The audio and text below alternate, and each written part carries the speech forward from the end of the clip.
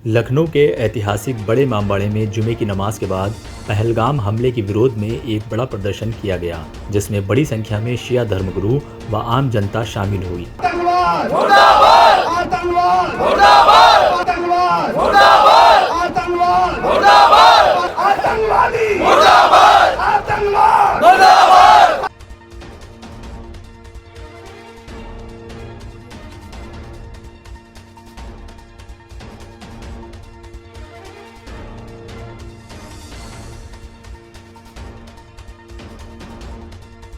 इस दहशतगर्दाना हमले को लेकर वहां मौजूद सभी लोगों ने एक आवाज में आतंकवाद मुर्दाबाद के नारे बुलंद किए।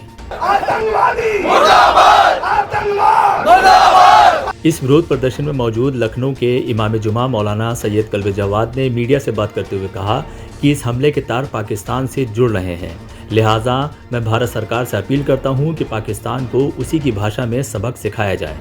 देखिए, इस्लाम में किसी भी बेगुनाह का खून नहीं बहाया जा सकता, किसी बेगुनाह को नुकसान नहीं पहुंचाया जा सकता। ये इस्लाम का हुक्म है। मैंने हदीस पेश की थी रसूलुल्लाह की। रसूलुल्लाह ने इरशाद फरमाया है कि अगर कोई गैर मुस्लिम नॉन मुस्लिम मदद के लिए पुकारे तुम्हें कि मुझ पर जुल्म हो रहा है, मेरी मदद करो, तो उसके लिए कंपलसरी है उस मुसलमान के लिए कि उस गैर मुस्लिम की नॉन मुस्लिम की मदद करे। अगर मदद नहीं की तो रसूल फरमा रहे वो मुसलमान नहीं है, वो मुसलमान नहीं है। इसका मतलब यह है कि मुसलमान का मतलब यह है कि गैर मुस्लिम की मदद करे, मारने वाला मुसलमान नहीं हो सकता।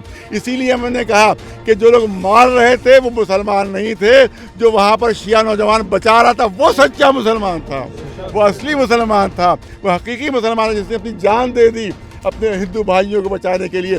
लिहाजा नफरत न फैलाई जाए, अपनी सियासी मकसद के लिए हिंदू और मुसलमानों में नफरत न फैलाई जाए। जो हिंदू और मुसलमानों में नफरत फैलाए, चाहे हिंदू हो चाहे मुसलमान, हम उसको पाकिस्तानी एजेंट मानेंगे। वो पाकिस्तानी एजेंट है। मालूम आगरे में कुछ लोगों ने ऐसी हरकत की है तो वो पाकिस्तानी एजेंट हो सकते हैं, हिंदुस्तान के दुश्मन दोस्त नहीं हो सकते। वो हिंदुस्तान के दुश्मन जिसने हरकत की है और जो भी ये काम करेगा वो पाकिस्तानी की साजिश को आगे बढ़ाएगा, पाकिस्तानी षड्यंत्र को आगे बढ़ाएगा। लिहाजा हमारी अपील है हमारे हिंदू भाइयों से भी कि वो इस साजिश का षड्यंत्र का शिकार ना हो। हम हमेशा एक साथ रहे हैं और एक साथ रहेंगे। खुद कश्मीरियों ने नारा बुलंद किया हिंदू मुस्लिम भाई भाई, लिहाजा हम भी नारा यही बुलंद करते हैं हिंदू मुस्लिम भाई भाई। और जो इस नारे के खिलाफ अमल करेगा वो पाकिस्तान का एजेंट होगा।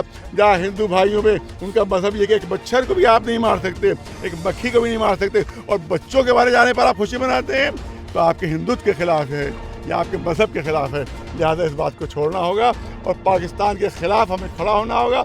उसकी साजिश का तोड़ यही है कि हम सब आपस में मिलकर रहें, गले मिलकर रहें, साथ साथ रहें और हम में कोई भी इख्तलाफ पैदा ना हो। यही उसकी साजिश का तोड़ होगा कि जब हम कश्मीर जाते हैं तो चप्पे चप्पे पर फ़ौज होती है, चप्पे चप्पे पर पुलिस होती है। इतना भारी वहाँ पर मजमा था पर्यटकों का, वहाँ पुलिस क्यों नहीं थी? वहाँ क्यों नहीं थी पुलिस? अभी आप जाइएगा, आपको एयरपोर्ट से लेकर आपके घर तक पुलिस ही पुलिस, फौज मिलेगी आपको। वहाँ 20,000 का मजमा था वहाँ पर्यटकों का, वहाँ पर हिफाजत का इंतजाम क्यों नहीं था? इसके लिए कश्मीरी हुकूमत से जवाब तलब किया जाए। कश्मीर की जो भी जिम्मेदार है उससे जवाब तलब किया जाए कि वहाँ हिफाजती इंतजाम क्यों नहीं था, क्यों नहीं था, क्यों नहीं था। ये पूछना चाहिए आपको। क्यों नहीं पूछ रहे हैं आप हुकूमत से वहाँ कश्मीर की? ये हिफाजती इंतजाम क्यों नहीं किया गया था जब 20,000 पर्यटक वहाँ पर मौजूद थे? 1.5 घंटे तक गोलियाँ चलती रही। पुलिस कहाँ थी? फौज कहाँ थी? पूछना चाहता हूँ, फौज कहाँ थी? पुलिस कहाँ थी? 1.5 घंटे गोलियाँ चलती रही। एक शिया 2 शिया नौजवान वहाँ मारे गए और उसके बाद कोई बचाने वाला नहीं था। आप पूछो, आप हुकूमत से पूछो कि सब हिफाजती इंतजाम कहाँ पर था, किधर था। लिहाजा कमजोरी इधर से भी हुई है, लिहाजा इस पर भी बात होना चाहिए कि आखिर वहाँ पर क्यों हिफाजती इंतजाम नहीं था, क्यों पुलिस वहाँ पर नहीं थी, क्यों वहाँ पर फ़ौज नहीं थी। अभी जाइए, चप्पे चप्पे पर आपको फ़ौज मिलेगी, जगह जगह आपको फ़ौज मिलेगी, वहाँ से गायब क्यों थी? लिहाजा ये सवाल होना चाहिए, सवाल पूछना चाहिए। लिहाजा और जो साजिश में शरीक हैं उनको फ़ौरन सज़ा मिलना चाहिए। इस विरोध प्रदर्शन में मौजूद आम जनता ने अबना हिंदी से बात करते हुए इस हमले की कड़े शब्दों में निंदा की और आतंकवादियों को कड़ी से कड़ी सज़ा दिलवाने की मांग की। हुकूमत से यही मुतालबा है कि वो इस वाक़े की जांच करवाएं, इसलिए कि ये हथियार जो आए हैं जो दहशतगर्दों के पास थे, ये वही हथियार हैं जो अमेरिकन अफ़गानिस्तान में छोड़ कर गए हैं। ये वही हथियार हैं जो अभी कुछ दिन पहले पाकिस्तान में ट्रेन हाईजैक हुई थी, उसमें दहशतगर्दों ने इस्तेमाल किए थे। तो ये हथियार दहशतगर्दों के पास हिंदुस्तान में कैसे पहुँचे, या वो दहशतगर्द हिंदुस्तान में दाखिल कैसे हुए, इतने लोग वहाँ मार दिए गए, इतनी देर तक वहाँ पर जो है वो गोलियाँ मारी जाती रहीं, वहाँ पर आर्मी कहाँ थी, वहाँ पुलिस कहाँ थी, और क्यों वज़ीर आज़म ने अब तक कोई प्रेस कॉन्फ्रेंस नहीं की है।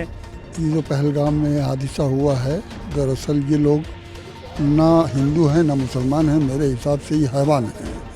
ये जो आतंकवादी हमला अभी हुआ है, जिसको आज दुनिया आतंकवाद बता रही है, ये हमले 1400 साल पहले शुरू हुए थे।